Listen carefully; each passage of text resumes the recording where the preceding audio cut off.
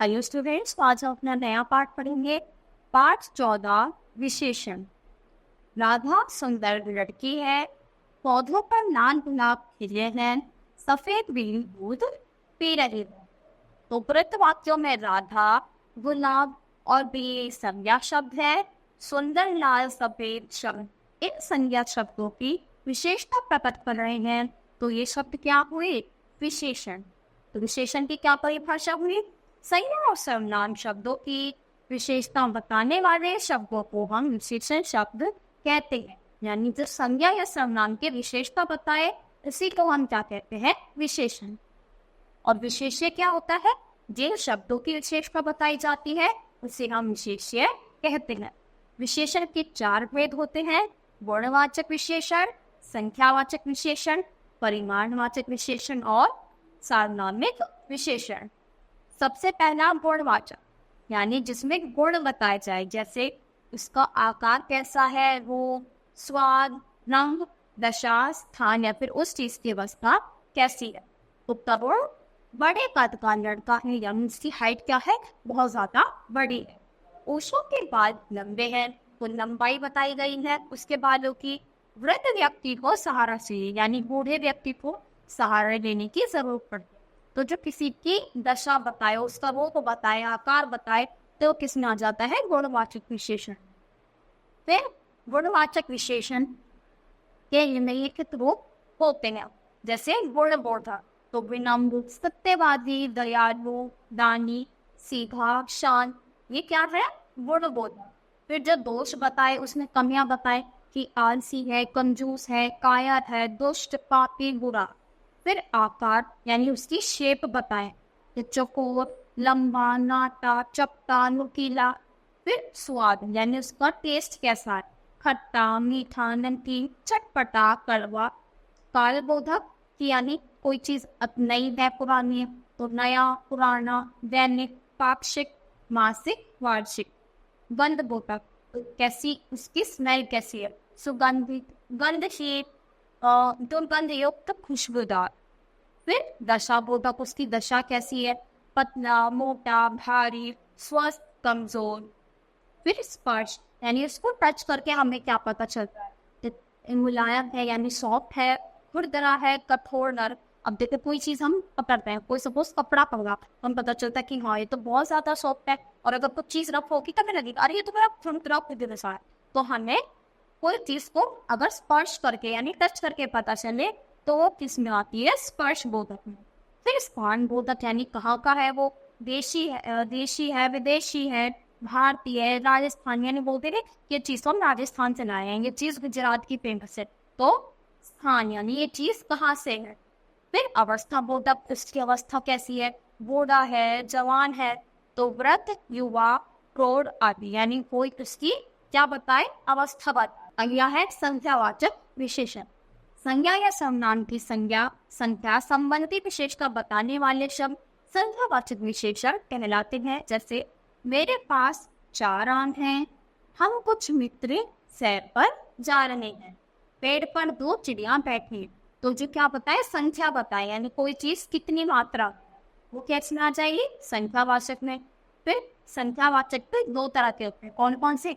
निश्चित और अनिश्चित। निश्चित में क्या होगा? हमें प्रॉपर नंबर पता चलेगा कि 4 है, 5 है। और अनिश्चित में यानी हमें प्रॉपर नंबर नहीं पता होगा। देखो जैसे मेरी कक्षा में 4 पंखे हैं, 6 लाइटें और 40 बच्चे। तो प्रॉपर पता है कि 40 बच्चे हैं मेरी क्लास में, इतनी लाइट है, इतने पंखे हैं, तो ये किस में आ जाएगा? निश्चित, यानी प्रॉपर हमें नंबर पता है। अनिश्चित में मैं कल मेले में गया, वहां अनेक लोग आए थे, कुछ औरतें, कुछ मर्द और कुछ बच्चे, यानी हमें एग्जैक्ट नंबर उनका नहीं पता है। तो ये किस में आ जाएंगे? अनिश्चित में, यानी प्रॉपर नंबर हमें मालूम नहीं है। फिर परिमाणवाचक विशेषण, ये तो क्या होता है? काउंटेबल। और ये किसके लिए लगता है? ये लगता है जिसको हम अनकाउंटेबल चीजों के लिए, यानी जिसको हम काउंट नहीं कर सकते। संज्ञा या सर्वनाम की मात्रा अथवा नाप तोल संबंधी विशेषता बताने वाले शब्दों को हम परिमाणवाचक विशेषण कहते हैं। जैसे मैं 4 किलो चीनी लाया हूँ, मेरी कमीज में 2 मीटर कपड़ा लगता है। तो ये क्या है? ये परिमाणवाचक विशेषण। ये भी 2 प्रकार का होता है, जैसे संख्या होती है। तो निश्चित परिमाणवाचक और अनिश्चित। निश्चित में क्या होगा, हमें प्रॉपर उसकी मात्रा पता होगी। जैसे माँ बाजार गई, माँ ने 2 किलो चीनी, 4 मीटर कपड़ा और 3 लीटर दूध खरीदा। यानी देखो पता चल रहा है चीनी कितनी ली, 2 किलो, कपड़ा 4 मीटर, दूध 3 लीटर। तो ये सारा क्या है, परिमाण तो है पर कैसा है, एग्जैक्ट नंबर है तो निश्चित। अब अनिश्चित में क्या होगा, जो चीज हमें पूरी नहीं पता होती। जो दरवाजे पर आए भिखारी को माँ ने थोड़ा आटा, थोड़े चावल और कुछ पैसे दिए। माँ ने बहुत सा खाना भी दिया। अब देखो खाना दिया, क्या क्या दिया, कितना दिया तो नहीं पता। पैसे कितने जगह बोलते कि 20 रुपए लिए, 50 रुपए लिए, तो वो क्या बन जाता है, निश्चित। अब कुछ पैसे दिए तो अनिश्चित। थोड़े चावल, कितने चावल दिए, 1 किलो 2 किलो नहीं पता। थोड़ा सा आटा दिया तो ये क्या है, इसमें प्रॉपर मात्रा नहीं पता, तो ये अनिश्चित परिमाणवाचक विशेषण। अगला आता है सार्वनामिक विशेषण, कि जब कोई सर्वनाम शब्द किसी संज्ञा के ठीक पहले लगभग उसकी विशेषता बताए या उसकी ओर संकेत करने का काम करता है, इसे सर्वनामिक या संकेतवाचक विशेषण कहते हैं। जैसे यह लड़का मेरा मित्र है, उस भिखारी को बुलाओ, इस पुस्तक को मैं पढ़ना चाहती हूँ। यानी हम क्या कर रहे हैं, संकेत कर रहे हैं, उसकी तरफ इशारा कर रहे हैं। ये लड़का, जो लड़का है ना, ये मेरा मित्र है, ये मेरा भाई है, उस भिखारी को बुलाओ, कि जो वो है ना उसको बुला के लाओ। तो क्या कर रहे हैं, संकेत कर रहे हैं, इशारा कर रहे हैं।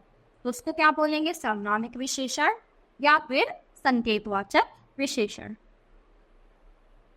फिर अब हम देखते हैं सर्वनाम तथा सर्वनामिक विशेषण में अंतर, उनमें डिफरेंस क्या है।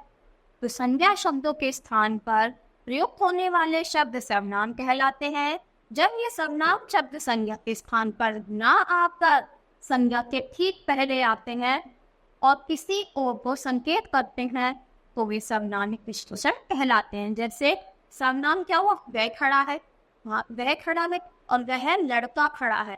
तो देखो लड़का खड़ा है तो क्या आ गया, सर्वनामिक विशेषण बन गया, और वह खड़ा है तो सिंपल सर्वनाम।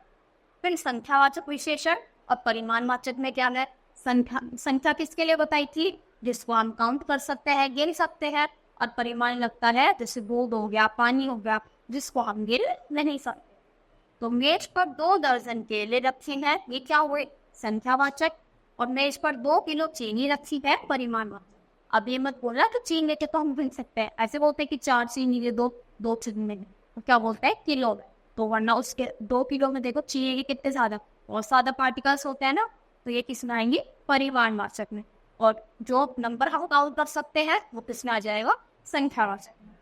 फिर विशेषणों की देखते हैं रचना कैसे हुई है। मूल विशेषण, कुछ शब्द मूल विशेषण मूल रूप से विशेषण होते हैं, जैसे अच्छा, वीर, मोटा, काला, सुंदर आदि। फिर यौगिक विशेषण, कुछ विशेषण संज्ञा, सर्वनाम, क्रिया तथा अव्यय पदों में कुछ प्रत्ययों को जोड़कर बनाए जाते हैं। जैसे दया से क्या बनाया, दयालु, दिन से दैनिक, पर्वत से पर्वतीय, क्रोध से क्रोधी।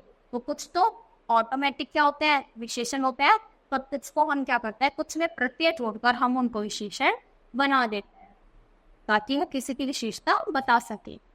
जैसे देखो इन प्रत्यय से हमने क्या बनाया, रक्त से रक्ते, स्वर्ण से स्वर्ण। फिर ई से सुख, सुखी, पराक्रम, पराक्रमे। य से पर्वत, पर्वतीय, आत्मा, आत्मी। इला से चमक, चमकीला, हट, हटीला। आ से प्यास, प्यासा, झूठ, झूठा। आनंद से दया, दयालु, कृपा, कृपालु। इक से आर्थिक, इतिहास, ऐतिहासिक। इत से आधार, आधारित, उपेक्षा, उपेक्षित। तो हमने क्या बनाए, कुछ प्रत्यय जोड़कर विशेषण बनाएंगे। फिर मान या मति, तो बुद्धि, बुद्धिमान, आयुश्री, श्रीमती। वाला से चाय, चाय वाला, पैसा, पैसे वाला। वान या वती, गुण, गुणवान, पुत्र, पुत्रवती। फिर सर्वनाम से विशेषणों की रचना, यह, ऐसा, वह, वैसा, जो, जैसा, कौन, कैसा। फिर क्रिया से विशेषण, भूलना, लक्कड़, बनाना, बनावटी। अव्यय से विशेषण ऊपर ऊपरे, नीचे निचला, बाहर बाहरी, भीतर भीतरी। फिर विशेषणों की तुलना, यानी हम उनकी तुलना कैसे करते हैं। व्यक्तियों या वस्तुओं के गुण दोष की तुलना करना ही विशेषणों की तुलना कहलाता है। विशेषणों की तुलना की 3 अवस्थाएं होती हैं, मूलावस्था, उत्तरावस्था और उत्तमावस्था। जब हम किसी व्यक्ति, प्राणी या वस्तु के केवल गुण दोष का उल्लेख करते हैं, तब वह विशेषण की मूलावस्था होती है। इसमें किसी से तुलना नहीं की जाती, यानी किसी से कंपैरिजन नहीं हो रहा है। जैसे यह फूल बहुत सुंदर है, तो सिर्फ फूल की बात हो रही है, उसके बारे में बताया जा रहा है, तो कैसी होती है मूलावस्था। अटल बिहारी वाजपेयी अच्छे वक्ता थे, यानी थे अच्छे वक्ता थे, तो नॉर्मल बात हो रही है, तो किसमें आ जाएगा, मूलावस्था में। और इसमें किसी और के साथ इसकी तुलना नहीं की जाती। उत्तरावस्था में किसी भी 2 चीजों की तुलना होगी, जैसे रोहिणी सुनंदा से अधिक सुंदर है, यानी उससे अधिक सुंदर है। और इसमें हम जैसे इसमें से, कम, से, अधिक, की अपेक्षा, से बढ़कर ऐसे शब्दों का प्रयोग किया जाता है। राहुल सोहन से कम आलसी है, तो दोनों आलसी है, पर जो वो राहुल है वो सोहन से कम आलसी है, यानी आलसी तो दोनों है, पर वो उससे थोड़ा सा कम। 2 लोगों के बीच में तुलना जब हो तो उत्तरावस्था, जब किसी में तुलना ना हो तो मूलावस्था। अब 2 से ज्यादा लोगों में भी हमें तुलना करनी है तो वो आ जाएगा उत्तमावस्था। इसमें क्या होगा, सबसे बढ़कर, सबसे अधिक, सर्वश्रेष्ठ, यानी इससे ज्यादा ऊपर कोई नहीं हो सकता। तो इस कक्षा में अरविंद सबसे लंबा बच्चा है, तो देखो क्लास में बात हो रही है कि ये लड़का क्या है, सबसे लंबा, उससे लंबा कोई नहीं हो सकता। लता मंगेशकर सर्वश्रेष्ठ गायिका, यानी जो लता मंगेशकर जी हैं वो सबसे अच्छा गाती हैं, सबसे ऊपर। तो बाकी सब सिंगरों से क्या हो रही है, बाकी सब जो गायक है इनसे उनकी तुलना की जा रही है, और वो उनमें से सबसे अच्छी है। जैसे कोई टॉपर है तो ये क्लास का टॉपर है, उससे अच्छा कोई नहीं है। तो जब बहुत सारे लोगों में बेस्ट की बात की जाए तो वो उत्तरावस्था, यहाँ पर किसी 2 की तुलना की जाती है और यहाँ पर किसी की भी तुलना नहीं की जाती। हिंदी में अनेक तत्सम शब्दों का प्रयोग होता है। ऐसे तत्सम शब्दों के साथ तर और तत् प्रत्यय जोड़कर उनकी इतरावस्था एवं धित्वावस्था के रूप बनाए जाते हैं। जैसे योग्य से क्या बनाया, योग्यतर, योग्यता, लघु, लघुतर, लघुतम, प्रिय, प्रियतर, प्रियतम, तीव्र, तीव्रतर और तीव्रता। फिर प्रविशेषण, जो शब्द किसी विशेषण की विशेषता बताए उससे उन्हें प्रविशेषण कहते हैं। अब देखो विशेषण क्या होता है, जो किसी की विशेषता बताए, और जो विशेषण की भी विशेषता बता दे उसे हम प्रविशेषण कहते हैं। जैसे गौतम बहुत मोटा है, तो गौतम मोटा है, मोटा बता रहा है उसकी विशेषता, पर बहुत ज्यादा मोटा है, तो ये विशेषण की भी विशेषता बता रहा है। विश्वनाथ का घोड़ा गहरे काले रंग का है, काले रंग का है, तो ये क्या हुआ, विशेषण। और गहरे काले रंग का, यानी जो इसकी भी विशेषता बता दे उसको हम प्रविशेषण बोलते हैं। तो इसी के साथ ये पाठ यहीं पर समाप्त होता है। आई होप आपको अच्छे से समझ आया होगा। आज के लिए इतना ही, थैंक यू।